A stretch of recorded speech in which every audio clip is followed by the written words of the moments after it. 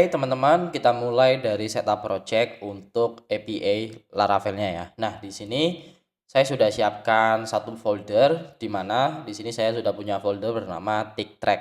Nah, di folder TickTrack ini teman-teman bisa buka di terminal ya. Kalau di Mac itu kita cukup klik kanan di foldernya lalu klik new terminal add folder.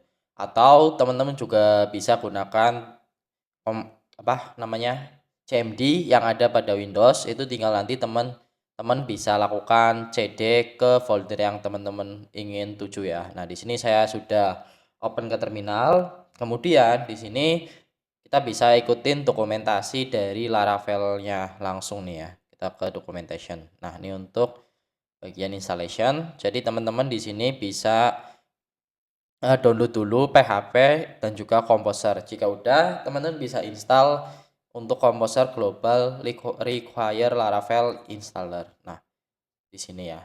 Nah, kebetulan saya sudah install, jadi tidak perlu saya ulangi lagi prosesnya.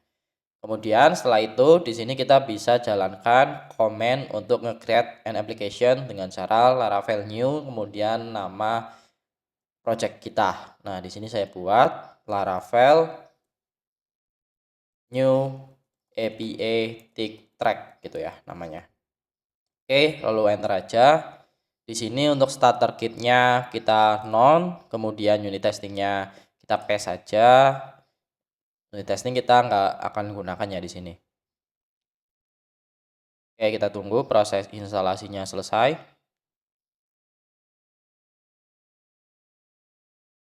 Nah, kemudian untuk database yang kita gunakan adalah MySQL. Dan untuk default database update, would you like to run the default up database migration? Kita no dulu.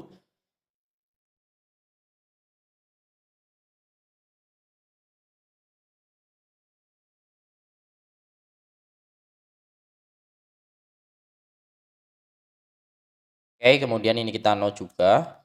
Nah, jika sudah, sekarang kita bisa ketikkan cd apa strip tick track. Nah, ini sesuai nama project yang teman-teman buat ya. Ada juga cara cepatnya, teman tinggal ketikkan apa strip lalu tab. Nah, nanti muncul folder yang terkait. Nah, seperti ini. Enter. Lalu kalau udah seperti itu, kita bisa buka di Visual Studio Code. Nah, di sini saya juga punya cara cepat dengan cara kita ketikkan kode spasi titik. Ini otomatis akan membuka di Visual Studio Code. Nah, di sini teman-teman bisa lihat, ini sudah berhasil terbuka di Visual Studio Code. Kemudian yang kita lakukan, kita setup dulu untuk INV-nya ya.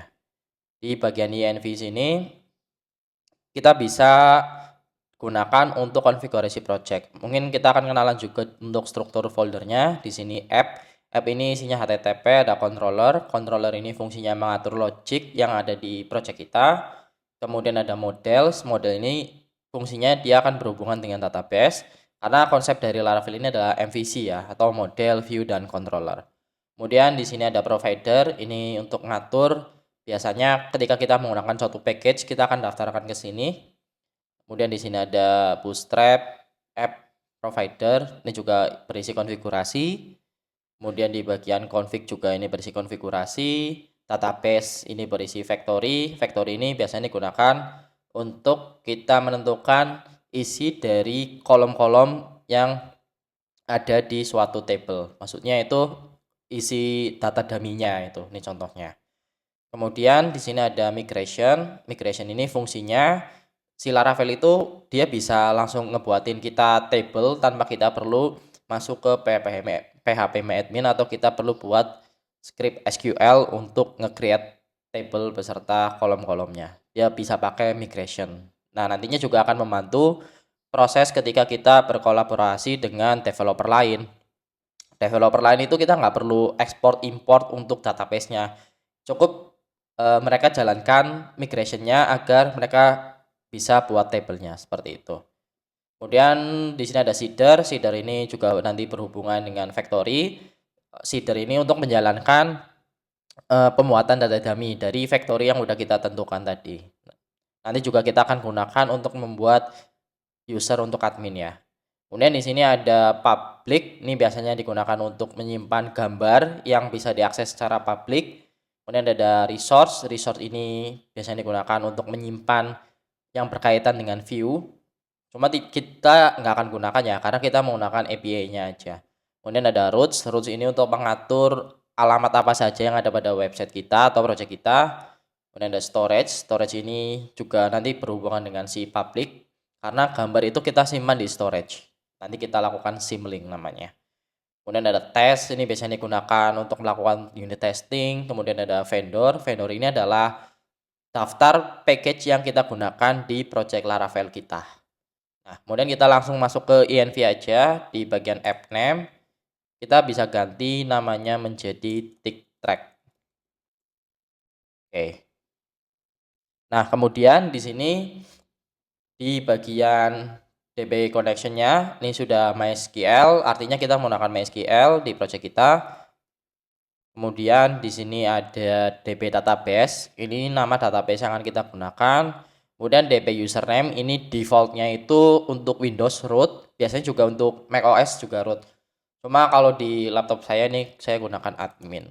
Nah, jika sudah disetting seperti ini, kita bisa jalankan. Mungkin sebelumnya di bagian database, migration, users, di sini kita tambahkan kolom baru ya. Table, string, role, table, enum, role. Kemudian untuk enumnya di sini ada user dan juga admin.